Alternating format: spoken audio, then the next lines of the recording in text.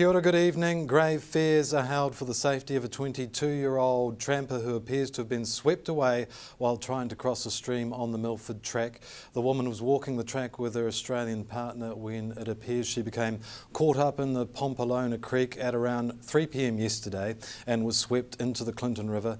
Emergency services have conducted searches from the air today. Weather conditions are such that a foot search was not considered feasible at the moment. Although over a week of autumn remains, winter is making itself felt throughout the south, and the fire service are taking the opportunity to remind people to get heating appliances checked and not to overload power points.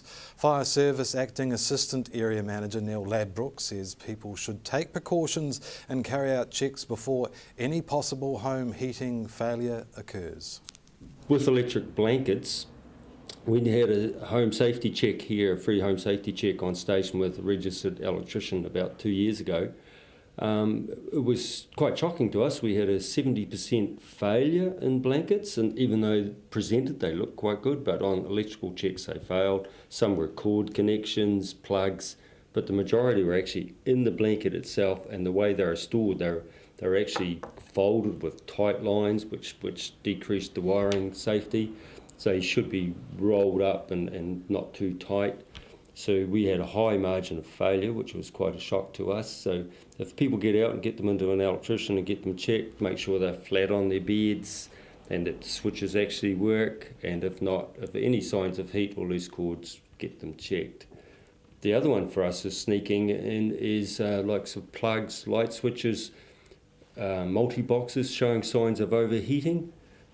Putting heaters on multi-boxes just doesn't work, so not so bad if I've got a cutout, but people tend to have a lack of plugs in the older housing stock, so they put one multi-box, maybe a heater off that, and then a cord to another multi-box and other load, and it just doesn't work. So we're ending up with a bit of wiring trouble from overheating use.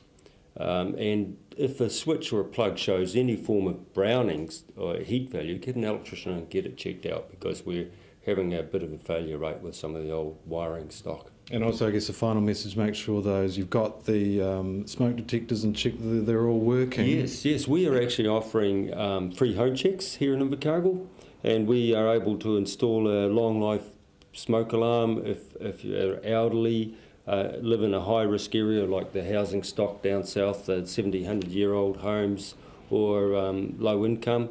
So we're getting in these people's houses, we're able to put one free alarm in there for them. It gets us in, and we can do a home safety check while there and just go over with them if they've got any problems and how they're living, and make sure they have escape routes and a safe place to meet for their family. And at the end of the day, they can get out if they have a fire, at least 2 ways out. And some people just don't think of it. So the children are well educated now, so we just have to educate some of the older ones. And also there's a lot of students using those old properties, renting a course. Yes. Don't be frightened to tell your landlord to clean that chimney, because that's their obligation. Yes, and we will still put a free smoke alarm in those houses, even though it's a landlord situation. We want those people out and out safely, so we talk about closing doors. It's worth 10 minutes to them. If you and I are flatting together and we're 17, we don't know how each other lives, so the use of smoke alarms. We again, sadly, deaths in Invercargill with temporary accommodation and candles, alcohol, drinking and frying are still issues down here. So the younger people probably tend to do that a little bit. So we just ask for common sense, have a smoke alarm in your bedroom, in the hallway, and be able to get out. It's Road Safety Week this week, and police are reminding road users to keep focused while behind the wheel. The Tune In Road Safety campaign targets drivers distracted by a phone, music or even other people. According to Ministry of Transport statistics, distraction is a factor in about 10% of both fatal and serious injury crashes. More than 500 schools, kindergartens, companies and communities across the country are getting involved in the week by running awareness-raising events to get the message across about the horror of road crashes. Police are also reminding cyclists and pedestrians that they too need to give the road their full attention. As part of the Festival of the Arts, the Dan Davin Literary Foundation held a Pecha Kucha session in the city on Saturday. Pecha Kucha means chit-chat in Japanese. Each contestant has 20 images and 20 seconds to apply a commentary for each.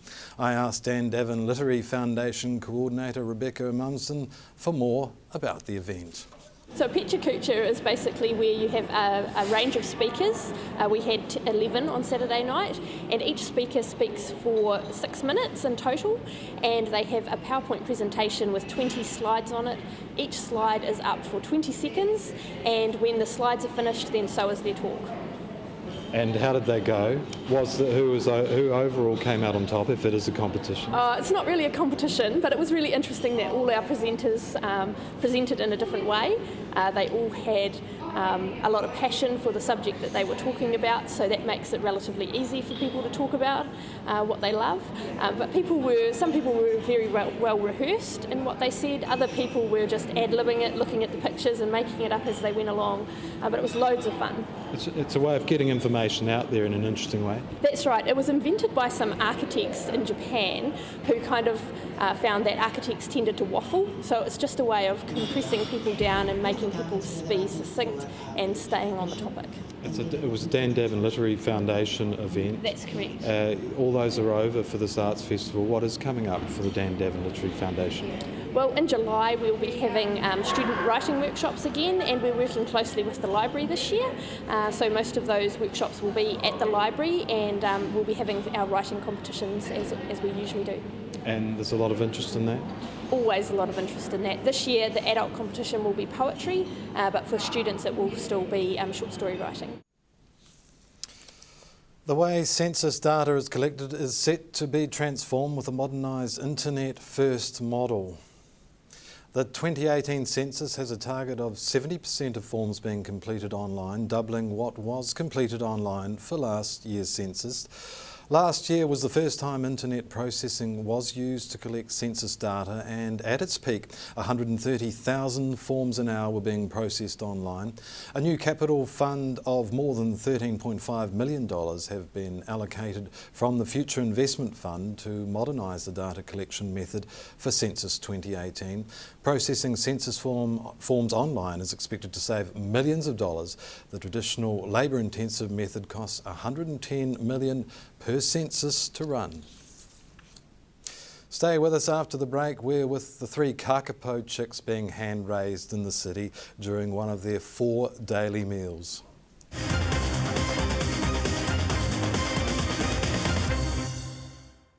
Welcome back to South Today News. The 3 endangered kakapo chicks being hand-raised in the city are making great progress. We visited the special kakapo enclosure in the city during one of the chicks' 4 daily meals. They are about between 9 and 11 weeks now, so we've brought them over from Whenohoa, Codfish Island, and we've been here about 3 weeks now. We've got probably about another 2 weeks, and we'll go back to the island and start the weaning process. Except Heather 1, I think, was in Auckland.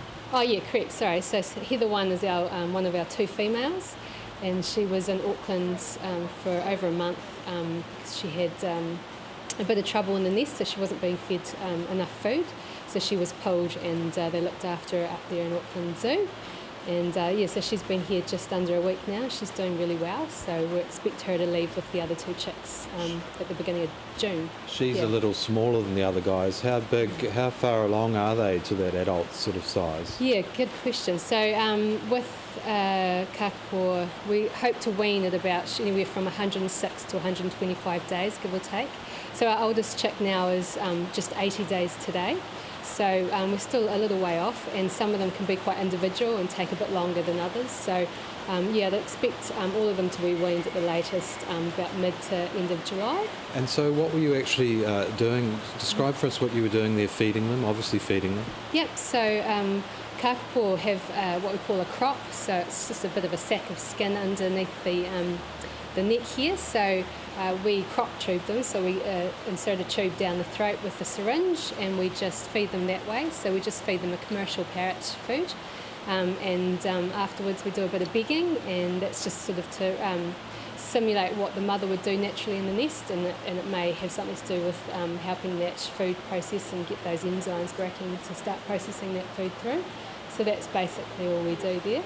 Yeah. And also in that area, you were climate controlling it so you can get it as close to what it will be on codfish or whenaho.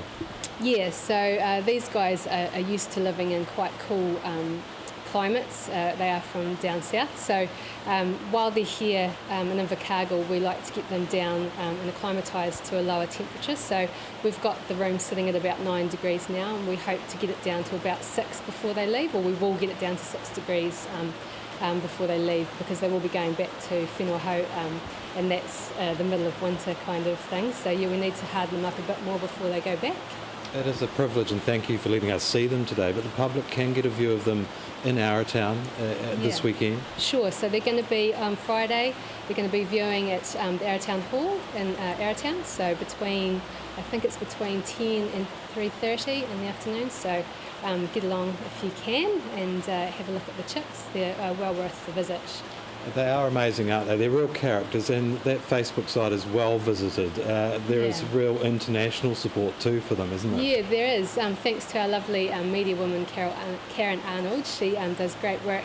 We've got a lot more recognition from private organisations and just fans of parrots, I suppose, from all over the world. So they are getting more and more popular, not only in New Zealand but also around the world. So that's a really positive thing for the kakapo recovery project going into the future, funding-wise and those sort of things, and just promoting the species and people's awareness that these guys are critically endangered. We only have 128.